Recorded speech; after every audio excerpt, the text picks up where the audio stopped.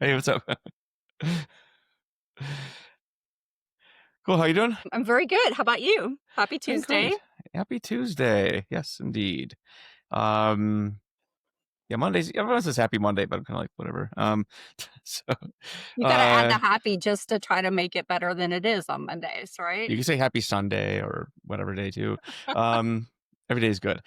How have you been? I have had you on the podcast for a bit. Yeah, I've been good. I'm still on the job search. Okay.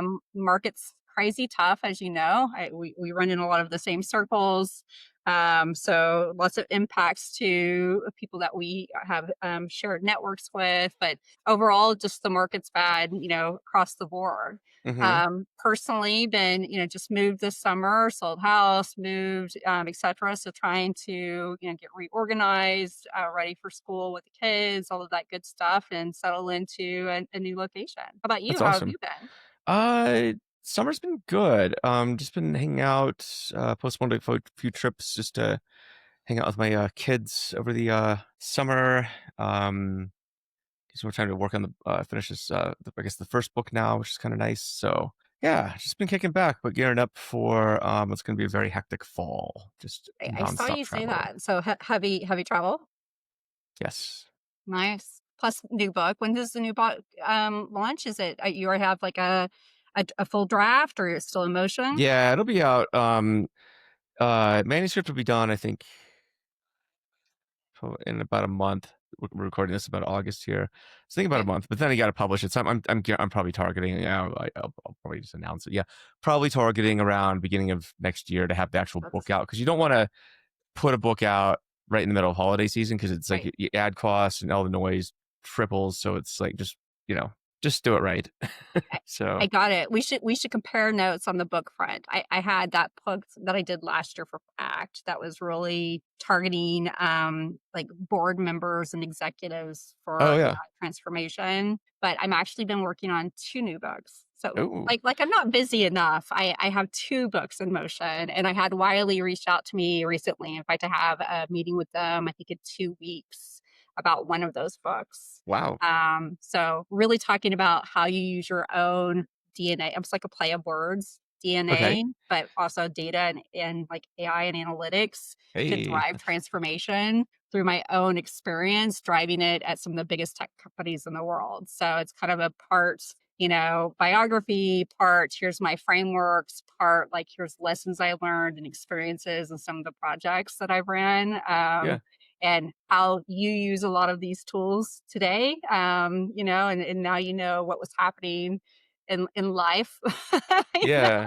in life as a part of it. So, and it's gonna be interesting. It's not all about like how to on tech, or it's really part biography as well. Well, that's pretty cool. Like, who was it? One of your Microsoft alums, Steven Sinofsky, wrote was it Hardcore Software, which ended up he wrote it as a series of Substack articles that were all very long, and then the book I got the Kindle version of it. It was like 1,200 pages or something crazy. Yeah. Yeah. So it's kind of more along those lines, and just sort of yeah, that's gonna be pretty fun. That's like So I think Bob Muglia even did something about like datapreneurs is what he called it. yeah, And I think it was also like his own experiences, like how do you build these things in a world that's being more and more kind of data driven. And I mean, there's some amazing projects or software or transformations that have happened in the market over the last 20 something years that I've been like right in the middle, right? And in some of this, I've been going yeah. through my own transformation at the same time, like a divorce and, Hmm. this, and this. Or I even talk about how, some skills that I learned from gaming when I was going through a divorce. And I started playing, an MMORPG with some of my coworkers who got me into it. And, and I'm like, you want to talk about leading global teams? How about you run a raid with 100 different people with different age groups, speaking different languages, playing different characters who do different things to do one objective together in like a game where you have literally like 2 minutes to coordinate everyone. You want to talk about like leading, cross-functional teams and strategies. Like some of these things were really, really good experience for like team building, leading, Mm, agility, strategy, all types of things. So I talk about a whole bunch of different things that are real life that will be very, very, what do you want to say? People will it'll feel for them like they've gone through their own experiences in the yeah. same types of things, and how I applied some of that learning and lessons or even technology to some of my day to day to drive my career. And let's talk about that too. I mean, kind of, for the audience, maybe give them a recap of some of the things you've done, some of the places you've been at. I think it's very impressive. Yeah. So I guess I'll just stay focused on the last, 15, 16 years. I've been Yeah. focused heavily in big tech. I was at Microsoft for about 10 years. First half of that was spent in being MSN and advertising, which was the only part of Microsoft that was cloud at that point in time, Hmm. where I built some of the first shared data platforms as a service for the company. So a lot of these eventually became Azure products, but they weren't built. Azure didn't even exist when we built them.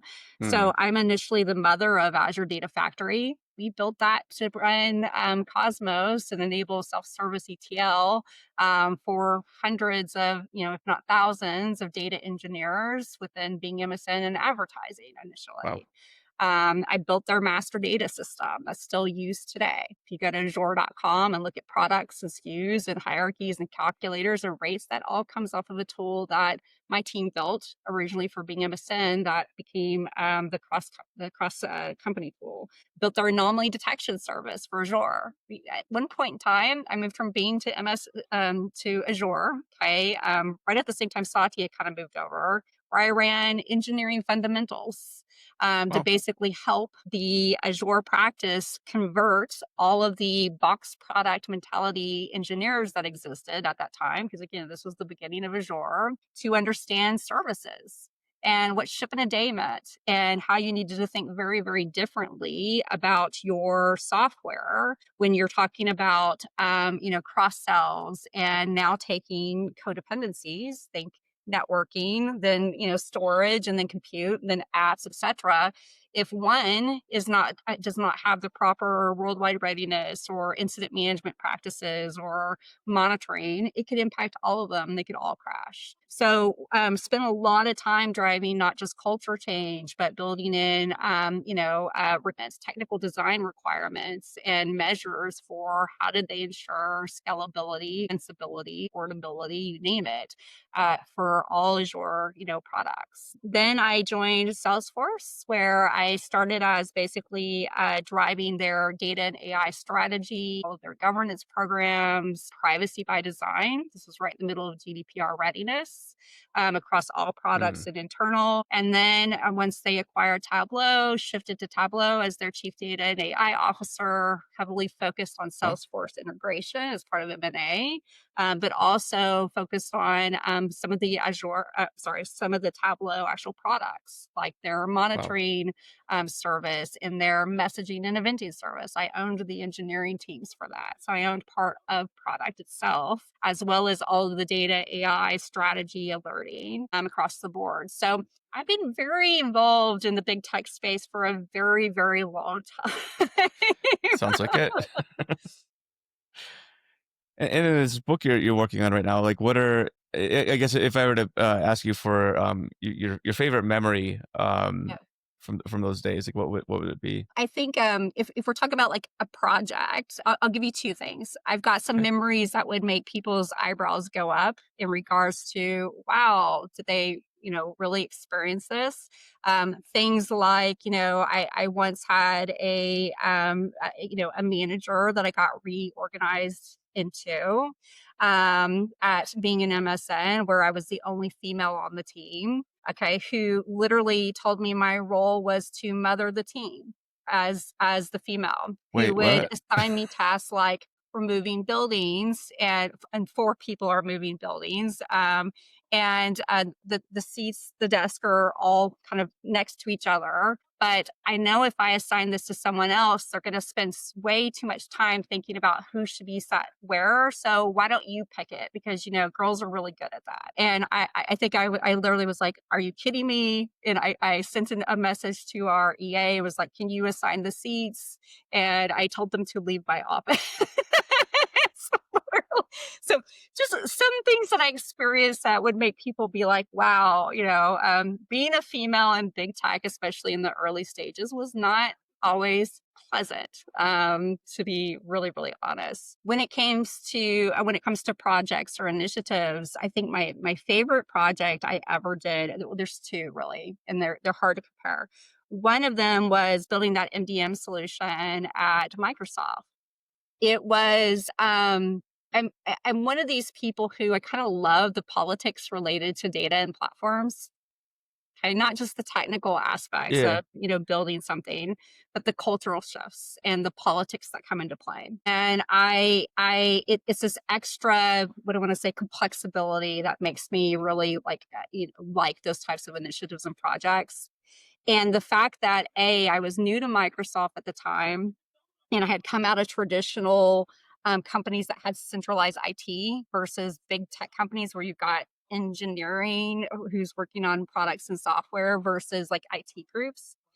And the amount of influence without authority associated to that project really just taught me a whole bunch of new skill sets. Okay. Playing chess, not checkers, became Right. like a core thing Or for me. solitaire, I think in some companies, yeah. Yeah, that you can't just build good tech if people won't use it.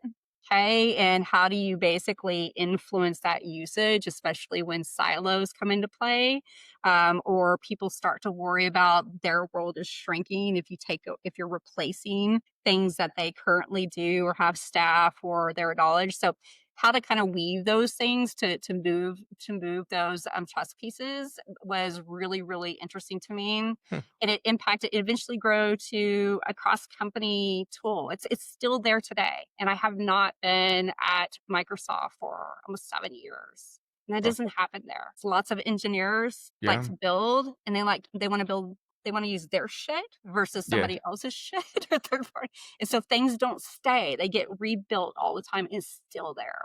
Okay. Still there today.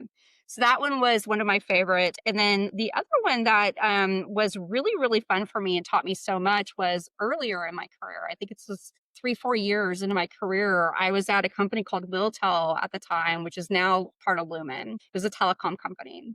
And the company had gone through massive layoffs and had moved from like 5,000 employees down to I think they have less than 1,500 when I finally left and started consulting. But they handed me. I was wearing so many hats when I left. I ran all of the enterprise data platforms. I was the admin for like Cognos and Informatica. I was the only architect in the company. They eliminated the entire architecture team, so I was doing everything from modeling to RFPs for solutioning to one day they handed me the call before you dig system, right? Where we had a government contract. So but they had to keep it. We had several hundred people in a call center. And you've seen the signs. You're putting in a poll, you need to call to make sure they mark like the electrical Mhm. lines, etc. And what was fun about that project was back in 2001, 2002, when you called a physical call center and they created a ticket, and what happened was that someone physically went to a floor that was in Tulsa, downtown Tulsa, in the building at the time, to find physical maps of cities to try to figure out where the water lines were, the gas lines were our fiber set versus what someone said on a ticket where they didn't necessarily know like GPS coordinates or anything Mhm. like that. And then if they thought that it was somewhere somewhat close and there was a risk to cutting fiber, they would send someone out in the field to verify location and where things listed. And what was so fun about that project was that basically I was tasked with digitizing all of that. We took That's super all of cool. those maps and we, digitized them and overlaid them to something that was fairly new at the time called GPS. People didn't have it in their cars. You didn't have it on your phone. You didn't anything. And I built apps that were used by the call center and in the field that gave exact specific coordination and satellites and all real time. And that was very, very, very new back Yeah. in early 2000. So for the audience too, the GPS devices was like literally a device that you'd carry around to get GPS That's coordinates on right. like a crappy black and white, big Good question. pixelated screen. Yeah. Yeah, it's so So it was just really fun because it was really cutting edge technology that only few people knew about, and here it was, I was implementing it at scale for, like, hundreds of people to use to reduce our call center times and number of people in the field, and it wasn't just for that company, this had government impacts. I don't know if you know this, but, at least with that particular company, a lot of their fiber was ran in old oil pipelines. Okay, because Wiltel had spun off of a company called Williams Oil and mm, Energy. And they did a contest in the late 1990s about what to do with these old oil pipelines. And an employee at the time was like, "Hey, there's this new thing called fiber. What if we use our pipelines as a protector, a protectant, right, on top of fiber?" And a lot of those oil pipelines run along railroads. And so that was the government contract, was that they are basically always have people kind of checking the railroads to make sure, there's not breaks in the line. Do they need to repair? Is there something wrong? And so that was the cross dependency with the government. Okay, is that they would use some of our field to do that. So for me, it was just that's fascinating, cool. the use cases. It was very, very technical. I was automating processes all over the place, and it was really cutting edge tech at that point. So it was super fun. That's fun. Yeah, it's I think for the audience too, it's hard to appreciate like back in the early 2000s just how primitive a lot of things were. Like it's Very, not yeah, yeah. today, right? Like Yeah. I mean, we were still, I mean, some of these companies at that point in time were still on mainframes. Like, I remember going into, like our line costs and some of our financial applications were literally run on mainframes where I was carrying big reels of tape down to the basements to give to our mainframe operators to upload. Here's a digital invoice, right? Here's an electronic invoice that's $1 million for maybe, a bunch of circuits in, New York or whatever, and I need you to upload this so that I can process the bill and audit the bill, right? Do a lot of data quality checks. It was crazy. So I mean, all of that stuff. I mean, I did so much work to digitize processes, feeds, inputs, operational and support that are now apps. But back then, you didn't have an app per se. hmm Yeah, it's different time. Um, Fast forwarding to today, like what do you think of the state of the tech industry and the scene? Okay. Yeah. So before I answer that, I'm gonna flash a wording to say that Okay, as we probably get into this topic, I might get a little philosophical, a little even maybe on a political edge. So people okay, be that's fine. careful. But I think it's crazy, right? I can use myself as an example, or you can use anyone working in tech. People aren't happy in tech right now. Tech is cannibalizing itself because of AI. And when I say that, let me take a step back and say I am not against AI at all. I've worked in AI for years. I love what Mhm. AI can do. What I have a problem with is, there's humans overall through history. You can see trends where people tend to use tools for power and for greed, right? And I think that when it comes to AI, it's a very different tool and it's a very different transformation than anything that we've experienced in the past. Mhm. And we don't have the guardrails in place to protect our economy or employees or trust, et cetera, in a way that allows us to live in the lives that we're kind of used to. So there's just a lot of changes coming, and it's the changes are happening faster than the guardrails.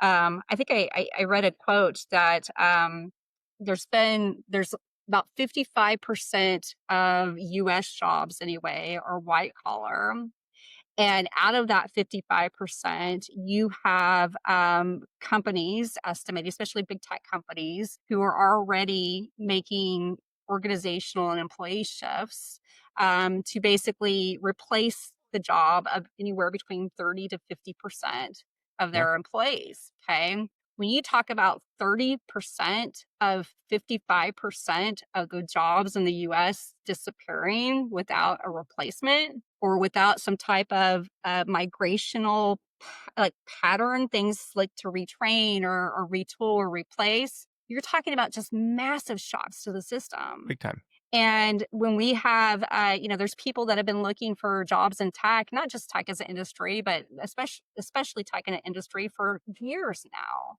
who can't get a job, who have experience in AI, like Hmm. myself. I've been working in AI for years and years and years. I have experience in AI, but At the I highest am levels, by the way, right? that So, that's right, but I'm considered overly experienced at this point in time based on what's on the market, right? And so we've got a lot of things happening. We've got a generation that's hitting the 50s, right? When there's lots of automation, there's lots of focus on lower, pay and salaries, etc. You have tech coming in and replacing the middle tier as well as entry level positions, hmm, and you gotta think about that entry level part in a different way. Like, is that intentional? Because then you're almost like controlling a funnel, right? Of what's coming into the market in the future. And if you're cutting that funnel, then they don't have the skill sets.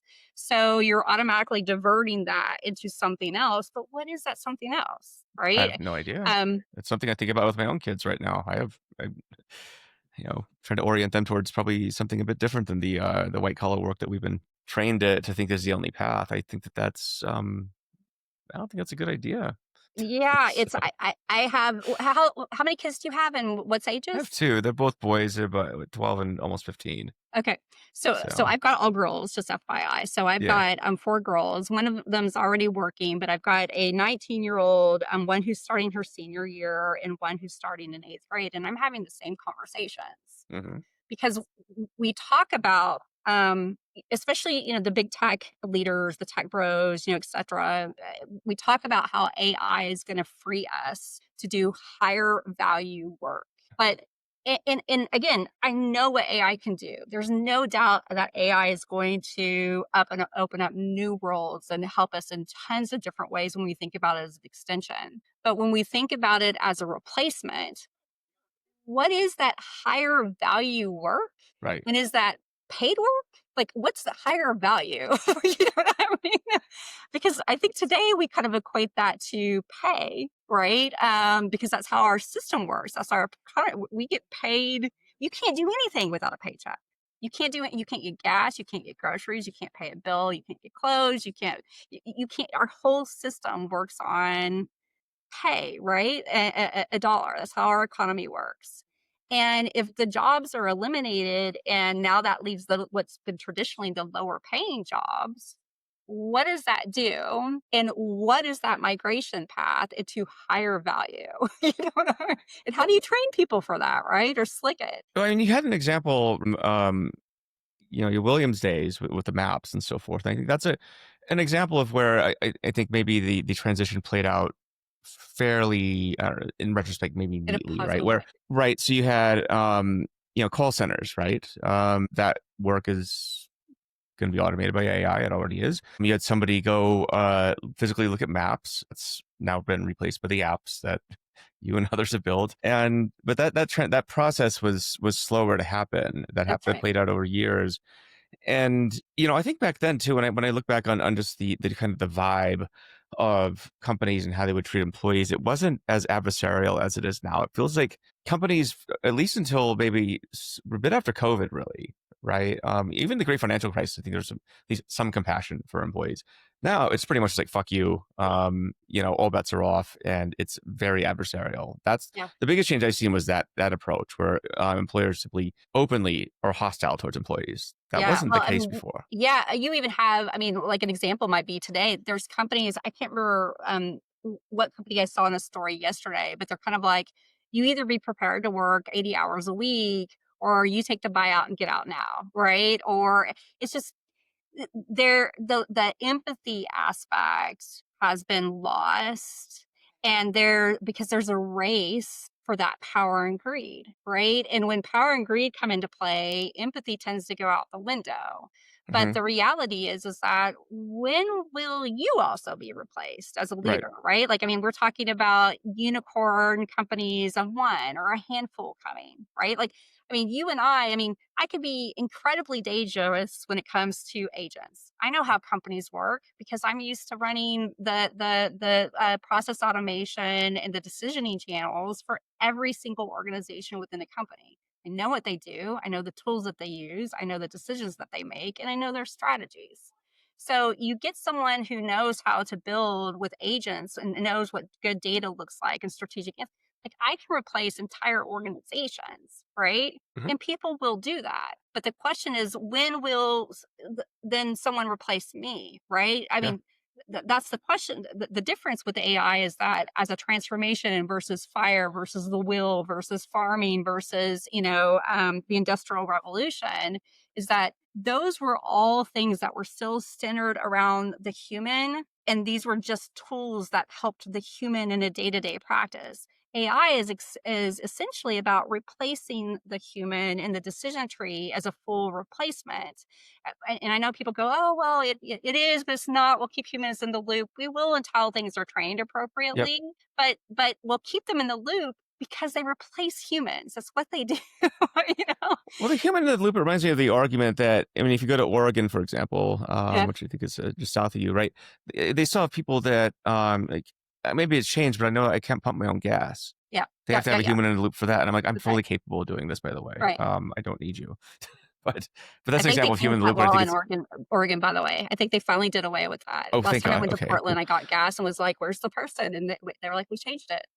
So Okay, so that's helpful. I mean, bless their hearts, right? But it's yeah. But that's kind of how I feel about this human in the loop with AI too. I feel like it's a very temporary thing where it's the attendant at the gas station pumping your it gas because you it can't is. do it yourself, Wendy. I'm sorry. Yeah. Once the models are smart enough to understand, I mean, let me step back. AI right now is about memorization. Okay, that's what it does. It memorizes. So whatever it is that you're feeding it, it's memorizing. It's not necessarily rationalizing or add toing what it sees or course correcting, right? But it will over time as we basically take that rationality and reasoning that people are doing in the loops and then we automate that, right? And keep training it on that, then it will start to actually reason and self-correct. And that's going to take some time for that to happen. But eventually they won't need humans in the loop. So again, what happens when our economic systems are based on a dollar if people aren't earning a dollar? Especially what happens when robotics catches up to Hmm. the maturity of AI. Think like the agility and the flexibility and robotic we have robots in our houses, etc. When robots are powered by AI and we have this agility, what even happens to a lot of the blue collar jobs? Hmm. Right? I mean, we Right. already have machines that are replacing things like, people who are, picking crops or farming. We've got machines that are in factories today, right? We still have humans who need to maintenance them, but maybe that's something where we build special, agents and special robots to do the maintenance eventually. And you just need to have overseers. Well, have you seen those videos of the dark factories in China? I have, yeah. It's just trippy. Yeah. Yeah, it's very interesting. But that world's coming and it's Yeah. sooner than people think, Oh, yeah. right? I mean, the AI hit just the last 3 years. That's now what all anybody talks to. But AI's been around for years and Long years and time. years and Yeah. years, right? But it's finally to a point where it's layman operable, right? It's layman operable. They can use it. You can apply it to a lot of different things. So for me, I worry about, the education systems and the path for, kids, because that's the future. But we also have millions and millions. I think I pulled a number. Hang on. I think we've got in white collar jobs, there's roughly 67 point, hang on, 60, I think it's 67 point, no, 20, there's roughly 22.5 million white collar jobs in the US. Now, just take that 30% quote, just the 30% quote, not 50%, and it'll probably be more than 50%. that is 6.75 million jobs eliminated. And then on top of that, okay, that's elimination. On top of that, people are cannibalizing jobs, Hmm. meaning, okay, we have this new strategy, we have this new department, we have these are net new jobs that we intended to hire. We already have companies like Salesforce, my former employee, who says that they have cannibalized 50% of their jobs in an effort to reduce layoffs. Because you don't have to lay off something that you never hired somebody for. Yeah. But that's one less opportunity for the people that don't have jobs out there, right, to get a job. So that's the stuff that keeps me up at night because we're seeing it play out right now with highly skilled professionals who cannot find jobs because the jobs have evaporated. We also see things like the jobs report, which has always been a bullshit number. Okay. I mean, A, I don't show up on the jobs report. I don't have a job because I've aged out of the unemployment process. I've Yep. been unemployed for so long, I don't show up in the number. Okay. Also, what happens to the whatever millions of people who are working blue collar jobs where they're working two jobs just to try to get, some basic income to Hmm. live because minimum wage doesn't pay enough, right?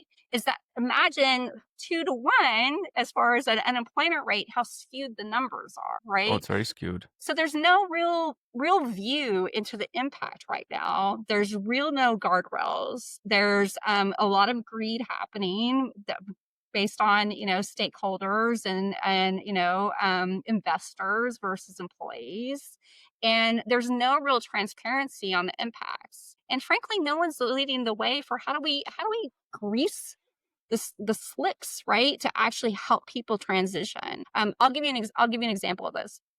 Microsoft years ago, and I'm gonna forget the guy's name. I think it's Kevin Scott. He joined after I left, but he's like their main CTO. He was heavily involved in like the OpenAI partnership when that was all over the news with their when they tried to push Sam out. Like he came in and helped save that. Anyway, he wrote a whole book. He comes from the Midwest, and he wrote a whole book about tech and how tech can basically help like the common people, non-tech people, blue collar people, etc.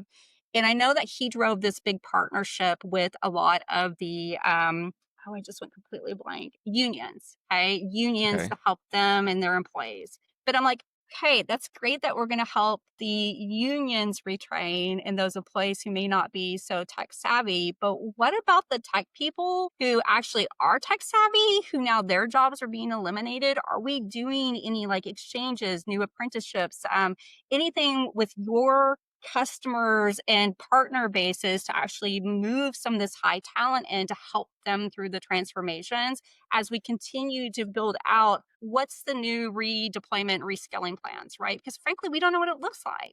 What is the jobs that are going to exist in 25 years from now? Tell me what the industry is, what the locations are, what the skill sets are when robotics and AI are fully mature.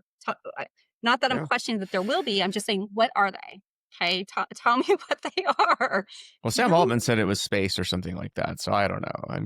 the point is that no one No, I'm knows. kidding. Yeah, the point is It's no that one absurd. Well, knows. it's just it's interesting because it just feels like there's this constant gaslighting going on where it's just continue going to school, try and get a job, which a lot of graduates are having a hell of a time finding work right now. And then okay, so and then at the top rungs too, right? I mean, CEOs. I mean, that's the most tenuous job ever right now. Like Wall Street Journal had a bunch of great articles on that recently, where CEOs aren't keeping their jobs, also are not getting replaced. Sometimes it's like it's nuts. And then I see people like what happens to people like yourself. I mean, in the data industry, it's like, oh, obviously I'll become a chief data and AI officer because that is the tippy top of the rung. Right. It's yeah. It's I think there's a lot of what do I want to say? There's a lot of deer in the headlight kind of action right now where again people just don't there's no playbook for this. Okay? Mm, You can't even quite you can't really compare this to even like the industrial revolution. You can't again because this is removing the human right, in an economic system that is global, number one. So it's not even by country. And entire systems have to change. The education systems, the economic systems, the healthcare, like everything is going to change and people don't know what to do. So one, there's a lot of like, I wouldn't say incompetence, but there's unknown. There's also a lot of incompetence, right? I mean, shit people are tons. going in and trying to AIify just everything. And as you know, I mean, number one, there's data without AI, but there's not AI without data. And when 89% of data initiatives fell because of culture, what do you think is going to happen with your AI attempts as well? It's going to fail even more because of culture, because people know it's replacing jobs. So they don't want to give up their tribal knowledge or IP to make you successful, right? They want to differentiate themselves, and they're going to Yeah. hoard that even more. Number one. But there's also, in my opinion, I think that there's actually a little bit of, I think there's a little bit of intentionality. Okay, that's happening. Again, I think saying that it's incompetence or just the unknown is really just giving too much credit Mm, because these are not new conversations. This is not something new. Okay. I mean, this has been in motion for years and years and years. And when you have the people who are the most familiar with it and what it can do, especially in the big tech spaces, going behind closed doors at places like Davos, and most of their discussion is about the impacts to the economy and jobs. That's what most of their mhm, conversations are. They're not coming up with answers. And they're not coming up with answers again because of greed and power, right? So we really have this like there's a squeezing that's happening of like the middle, to be honest, the squeezing where instead of the 1%, we're going to eventually, if there's not any controls, right, we're going to get to the 0.001%. Tech yep, loves 5 nines, so why not do 99.999 is everybody else? And there's no guardrails right now because the regulators don't understand it and most of the companies don't understand it, but there could be plans put in place to help future proof about where the training should be, what will stay, what shouldn't stay. There could be quotas being put in, right? Why don't we make it where you get tax incentives or you get again, UBI is going to end up being a thing. It has to be. There's just I don't see any way around it. There will have to be UBI to have some type of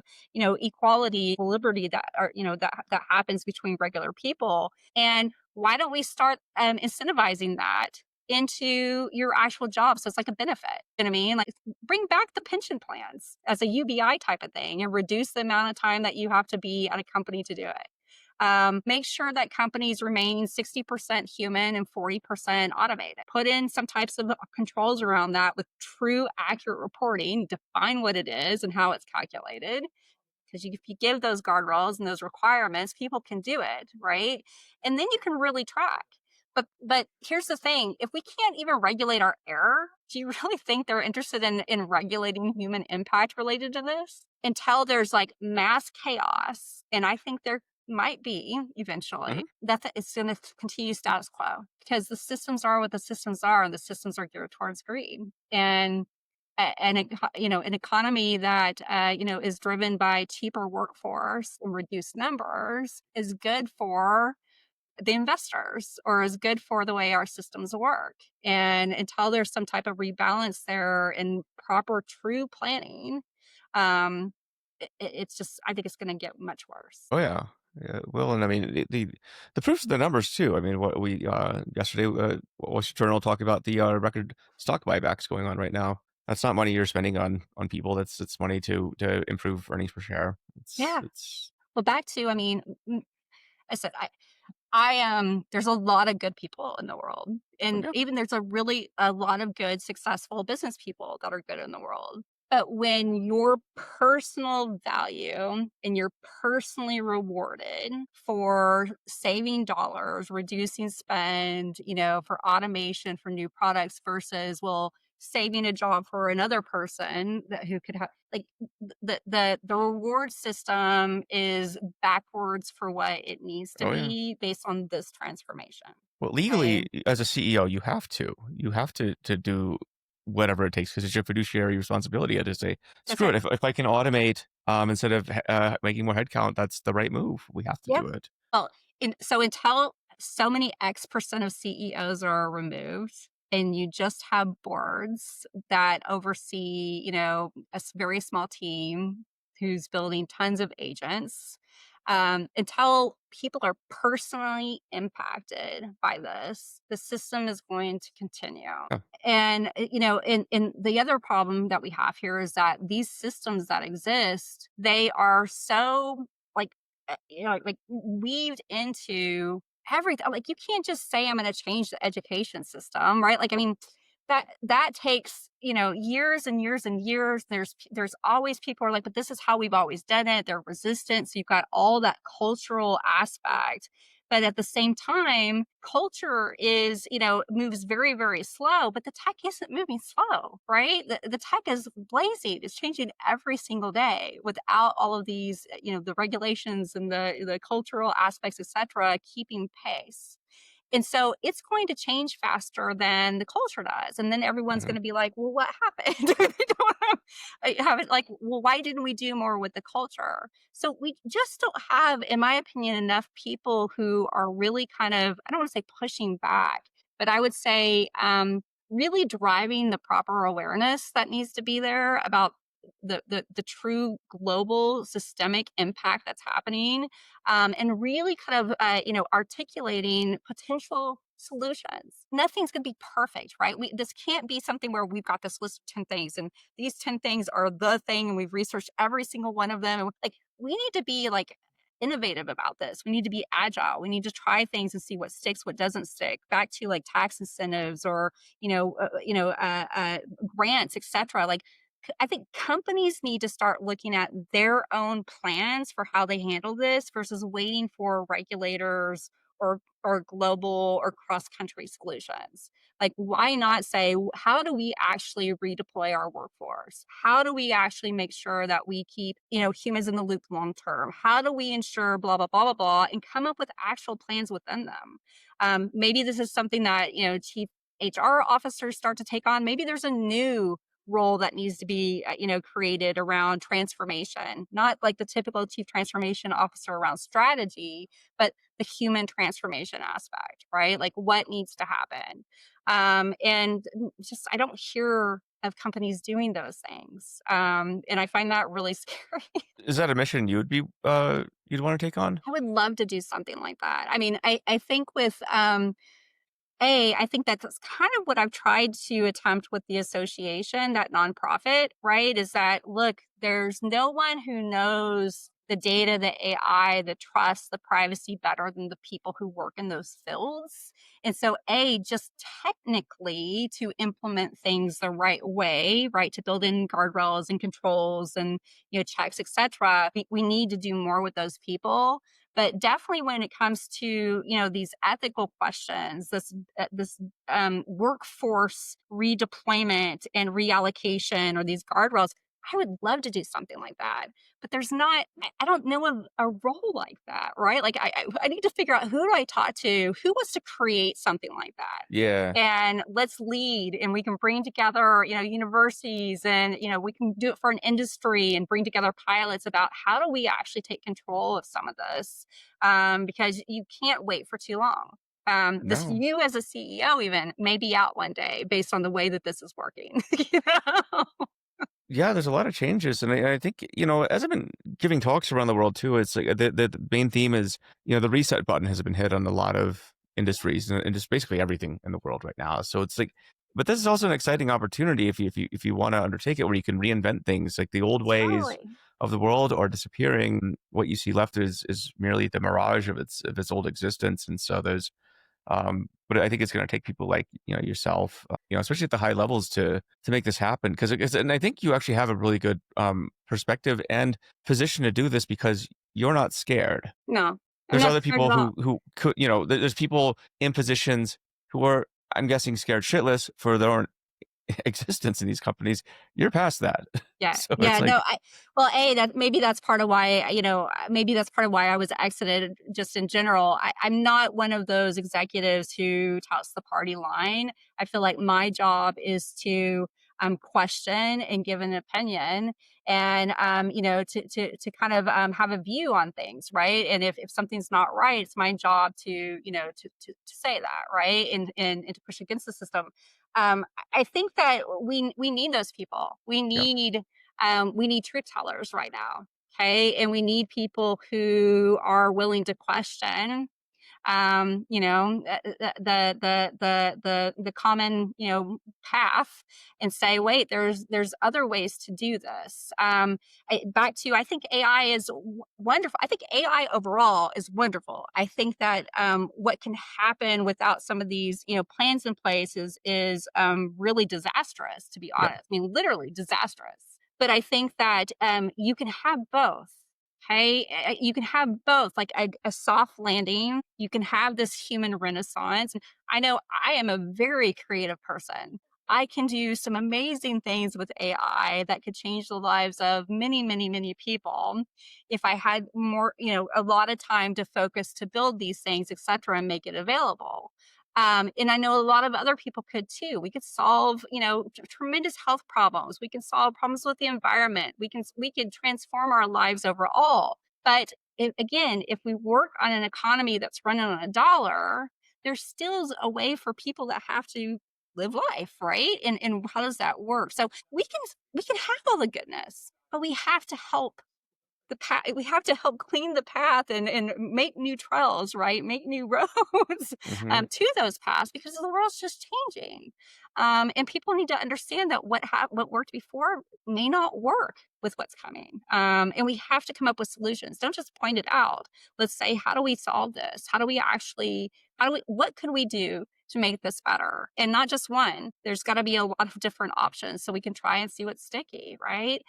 So they need innovative people. They need truth tellers. I think they need people that have strong tech backgrounds, but also strong humanist backgrounds. Like again, I hmm, have a history degree. You know, like my education was grounded in humanist types of thinkings and seeing concentric circles and cause and effects and societal impacts and all these different things. And so, for me, the ethics part of it is actually the biggest challenge when it comes to AI. And I find that exciting. I wish more people were excited by that because, frankly, that's more tech that we need to develop. I wish there was more hmm, focus on these types of problems than just the pure money problems, right? Like, how do we scale this in a quality and ethical way that's repeatable? Like, how do we do that? How do we scale this workforce replacement at a global scale? How do we do that? And how do we track this?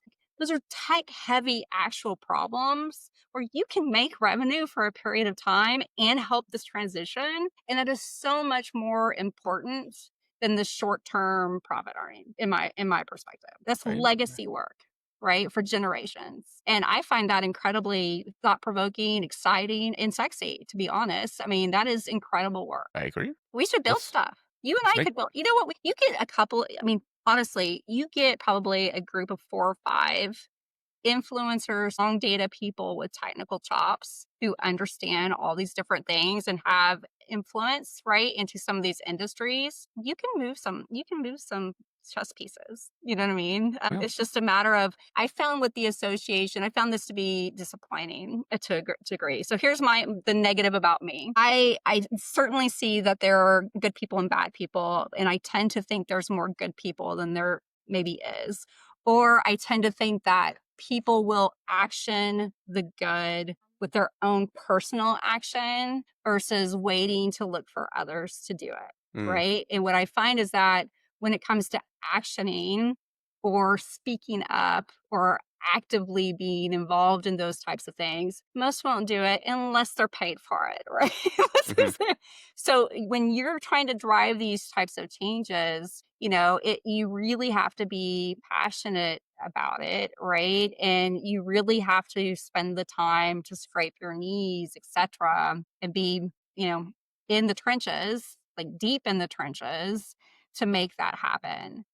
oh And yeah, for me, I'm like, there's not enough of those people. And I wish there were. Because again, this isn't about me or my ideas or the tech industry or one particular country or anything. Like, this is a global thing, and we need a lot more people focused on that. Oh yeah, big time. And it's one of those things where I'm the part I'm trying to play in this too is I think right now being community builder and steward, Yep, I think that's community is going to be a big piece of totally. anything that happens, and so that's where I'm focusing a lot of my attention. And education is another one. I love building shits. Yeah. Well, education is another just interesting thing. I mean, universities are I mean, everybody's struggling right now, regardless of the industry. I read something about professional services. When my job was eliminated, I was like, I'm going to go to fractional because I think fractional is the key to the future. I still do think that, by the way, just because, again, I think there's deep expertise that you can't always replace with AI,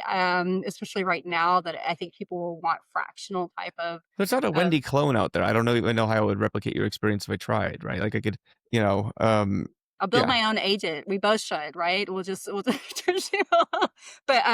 But my point is that I think that I think that there's individual expertise, and there's a lot of other things that we really need to focus on around stewardship and community. But hmm, again, I think that community can't be just a one-way fire hose. Like, we really need we need a two-way fire hose right now oh with yeah, community, right? oh In yeah, regards to what works, what doesn't work. Again, who's excited, who can we center?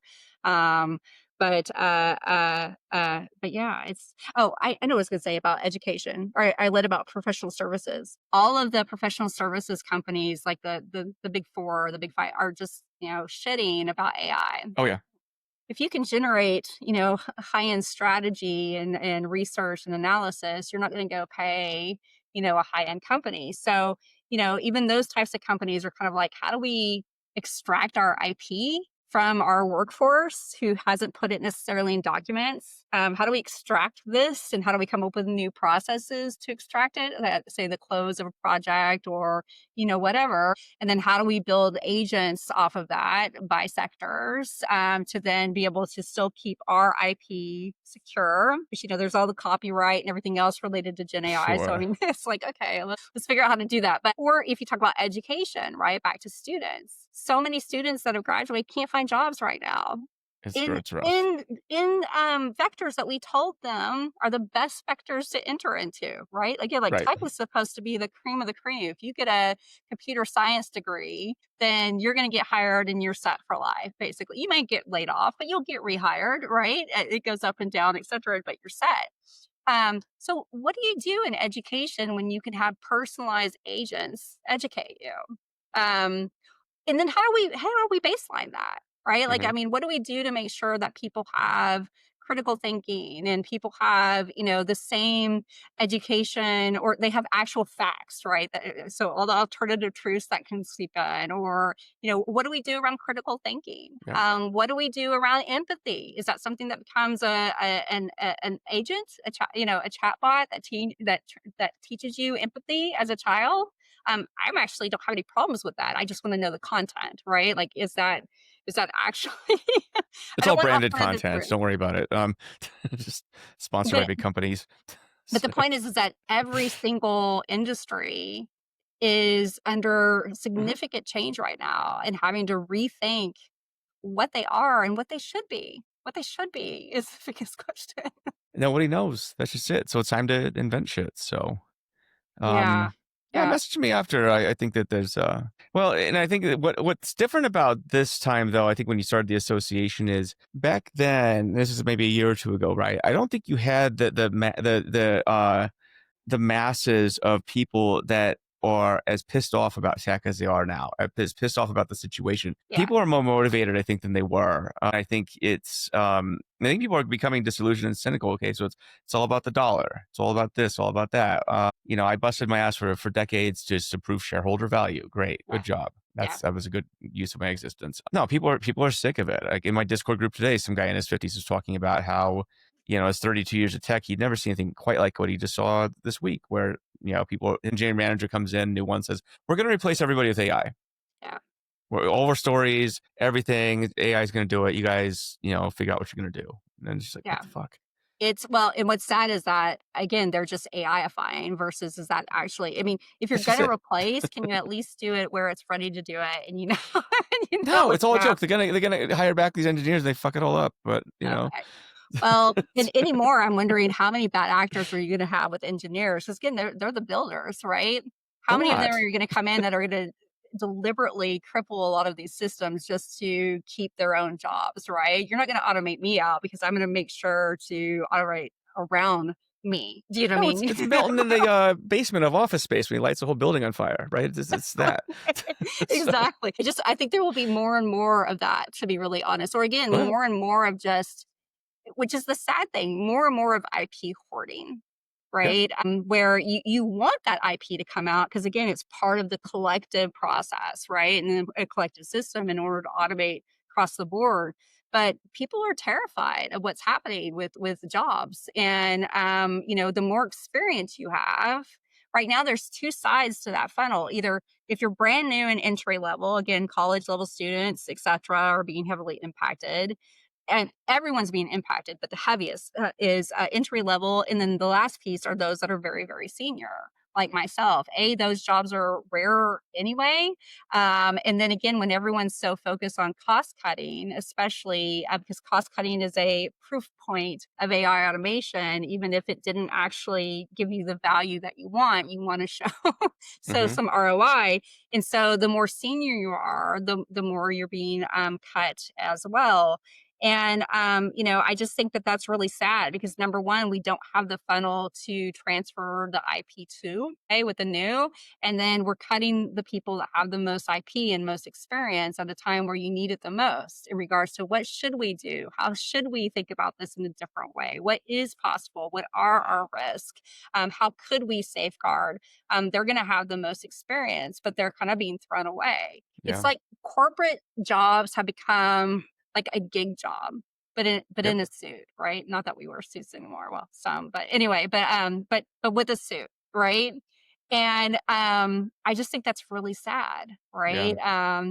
These are the jobs that used to be almost like a what do you want to say, like a badge of honor, right? You went to college, you did all the right things, you landed, this job. Your parents are so proud.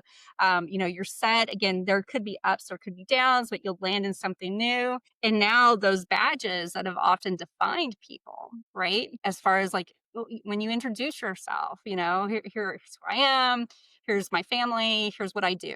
You know what I yeah, mean? That's what defines you. So again, it's like what defines humans in the world of AI? If that is such a critical part to yourself and to your impact within your communities and into your networks and to your value, that's how you deem yourself. How does that change with AI? So back to again, like what are those high value things? And how do we help people transition through the economics of this, right? I yeah, just what's funny to me is that we even have back to that whole like is it incompetence versus is it just ignoring and letting the gaslighting that's happening, etc. We have some of these tech leaders who are playing around in these spaces. Like I know like Sam Altman used a lot of his own funds to basically do some testing around a UBI program, hmm right? Except so I mean these guys know what's coming, but yeah, where's the influence outside of the tech, right? Like, I don't work in the government. I've never worked in the government. I know it's a big beast of bureaucracy. I mean, but it's like, where do we kind of pull that apart into tactical functions that can actually kind of beta, right? Like innovate and beta and R&D some of these things in a very fast pace and try to roll them out in very small macro kind of environments, right? Maybe they target a city or a state or an industry or whatever. But where is this type of innovation happening? hmm It just saddens me that I don't see it. Are we waiting for the yeah. let them eat cake moment, and for things to get really, really bad before massive change will happen? Because again, Mm. we're talking about the types of impacts across the board where that is a likelihood. I I think it's gonna make the let them eat cake moment look like a cakewalk. Not to use a pun, but it should be interesting. Um, Wendy, it's been great talking to you as always. I have to have you back on. there's more to cover. I actually have to go run and Very take my very kid to deep football right now. conversation. So, So, of ver course, as always. But ver cool. Well, yeah, we'll chat again. And like you said, message me. It'd be I'd love to figure out ways to help out. So Yeah, yeah. thanks. Bullshit. Let's stay connected. I want to hear more about your book. I also Thank you. want to share who at Wiley reached out to me. Maybe you've got some Okay. better insiders there. Okay. We'll do. I've written 5 chapters and they're just drafts, so I'm still very early, right? But I Okay. know what I'm doing, and I'm not gonna a layout. But let's talk about that. But We'll do. let's also, yeah, let's get together. We need to figure out how to bring these type of topics more to, like, I think the circuits need to have more of this Yeah. topic. I think Um, these are the important topics. And I think in the back of everyone's head, these are the topics. Um, I think people need a space to talk about them in a more public fashion right now. But again, there's just a sense of being just absolutely mortified about the consequences of even raising a word about this thing right now. And well, it's, it's one of the it's like the ostrich with the head in the sand, yeah, Every people know it's there. People are very afraid, but speaking it brings some validity to the risk, and people want to ignore the risk until it's absolutely. there. And I'm just like, Yeah, we need to be more proactive than absolutely. that. So, but it was wonderful to talk to you as Yeah, always. I'm likewise. excited to see where you're headed in the Yeah, fall, and I can't chat wait to. to read the book. It's Yeah, more on thank data you. modeling, right? Yes, very riveting topic, of course, but Yeah, it's a fun one to write. So, very um, interesting. thank you, thank you. All right. All Well, thank right. you, Well, have a Joe. good Thanks one. for All the right. See bye ya. bye.